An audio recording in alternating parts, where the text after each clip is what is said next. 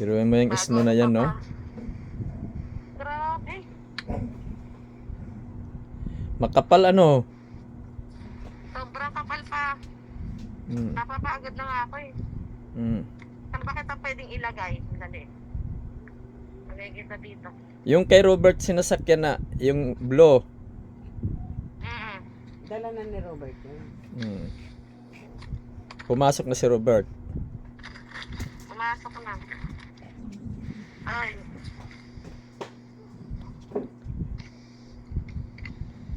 Grabe.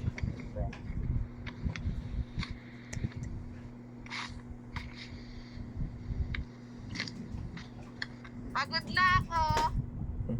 Ah.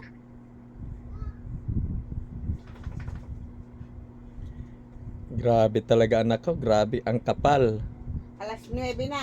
Alas An- 10 na. Anong oras diyan? Mag alas 9. 9:30. Ay, 8:30 ng umaga. 8:32. Hmm. Anong Lalo pa pag May 30 minutes. lalo pala pag hindi ilinisan 'yan.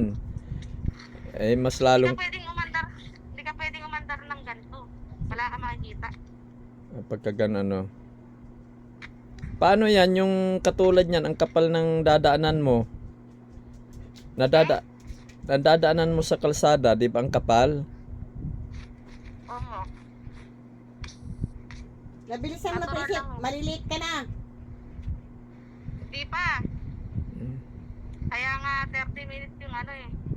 Ang bagal-bagal mo pa maglinis. Pagdating mo dun sa trabaho mo niyan, maganda rin ang kalsada na ron. Ganyan din. Wala. Ganito din. Ganyan din. Basta umuulan ng ganyan, ng yelo. Hmm. Ganito rin ng kalsada. Teka, napapagod na ako. Pahinga.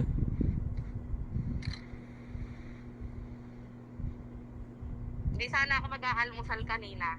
Hmm. Naisip ko, maglilinis pala ako ng sasakyan. Hmm. Pag hindi ako nag-almusal, nako. Hindi ako makadaan dito sa kabila at sobrang punong-puno ko. Tiyan mo pa ako. Grabe. Biruin mo, buti. Isipin mo yun na ano katatakbo ka niya, no? Ang kapal ng ano. Saan kayo Buti magpapasko? nakikita mo anak, yung kalsada anak, natatandaan mo yan. Oo. Dito lang kami sa bahay, ma. Mm. Oo, wag na kayo maglabas wag Pasko pagka ganyan sobrang lamig. Ano, snow. Tapos Sobrang sa labas snow. kayo. Hmm? Huwag na kayo sa labas kasi sobrang kapal Oo. ng ano. Yung snow. Grabe sa kapal dito sa... Dali, anin ko nga muna dito sa sahig. Yung bota ko hindi ganun kataas eh. Panghalo-halo. Paano pag naliligo ka di ang lamig?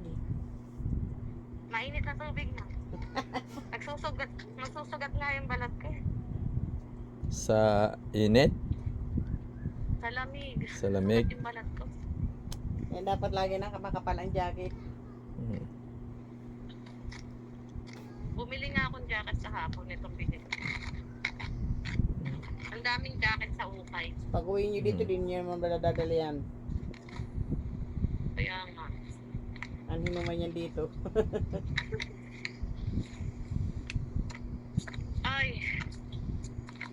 May yun naman oh. Uwi si Juliet dito ah. Ha?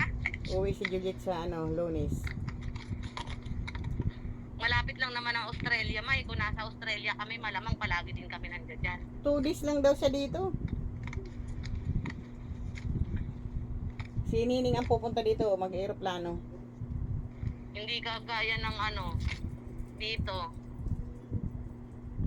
Teka, pagod na ako. Niyayaya niya nga ako mag-lunch eh. Saan daw? Hindi ko alam. Pupunta si Juliet dito, pupunta doon sa puntod ng papa niya. Tapos sabi niya, mag-lunch tayo. Napakalakas naman ng snow, nakakainis. Ngayon sa doon ano kaya doon sa Australia kung may snow pagka ganito? Hindi, malamig din daw, pero hindi ganyan. Meron na tayong snow sa kanila.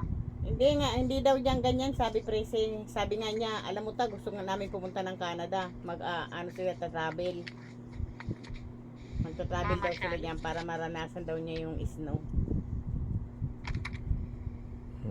Sa Makatuwid, hindi pala talaga doon sa kanila ang ganyan ang yelo. Lalagay mo na punta dito.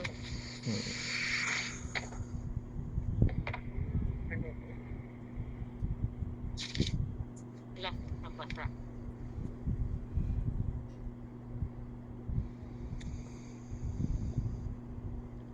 Grabe pala. Na, malilit na yan. Sige na anak, kilos ka na.